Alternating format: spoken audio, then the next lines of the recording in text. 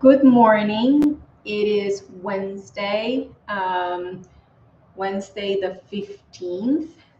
So right in the middle of the month. It's a great opportunity, like every morning, every new beginning, whether it's the new day, new month, new year, to reevaluate your life, have some introspection, and create a new future. So, with the March spring cleaning series, I spoke a few weeks ago about decluttering, right? Decluttering your space, meaning do a nice cleanup, what how you haven't used in the last 6 months. That means you don't need it. Make space for new things to come. Today, I want to talk about decluttering your life. Okay, so a lot of times we have habits, we have ideology that doesn't serve us anymore. And sometimes we have to go back to the basics, like my husband would say, and say, what do I really need and what is really important to me? And we don't stop and think about that very often. We just keep going in this routine of life, and just in kind of default mode.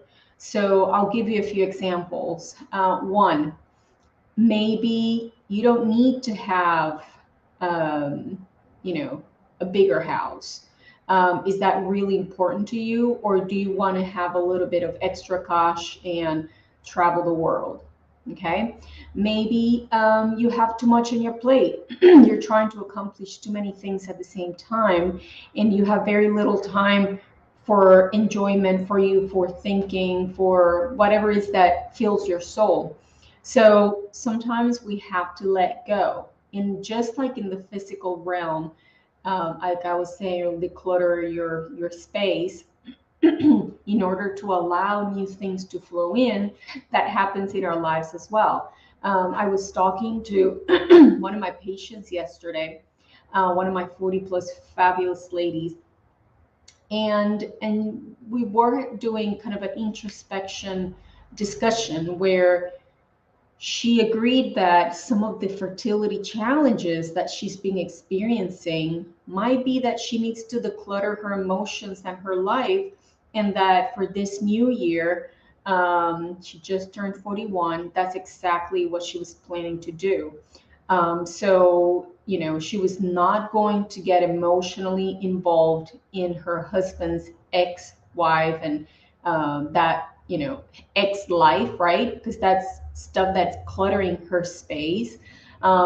She was not going to get involved with some of her family drama, again, decluttering her emotional, energetic space, and that she was going to open more space for her so she can focus on her well-being, her emotional well-being, and not carry other people's problems, right? Because sometimes we tend to carry other people's problems, drama, financial issues, and sometimes you have to declutter and let go and open space for blessings to come in.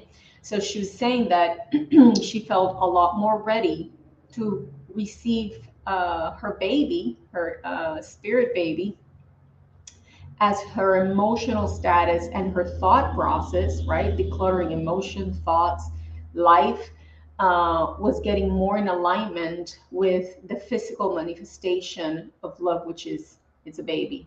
So again, food for thought. Do you really need that bigger house? Do you really need that, brand new car? Do you really need to open multiple projects, whatever they are, at the same time? Do you really need to carry your family's problems, your friends' problems, whether they're linked to you in whatever way, like my patient was saying, she was getting on all of the emotional baggage of her husband's ex-wife and children and all that, and her sister's problems and her mother's problems. So do we need to make a sacred space for us so there's more space to embrace new adventures, new blessings, and create a future that truly fulfills your heart. All right, so food for thought today. Have an amazing rest of your week. As usual, you can message me through Messenger. For those of you that are following the stem cell adventure, we came back.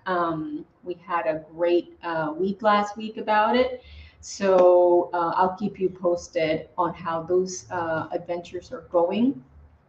And as always, with love. Bye bye.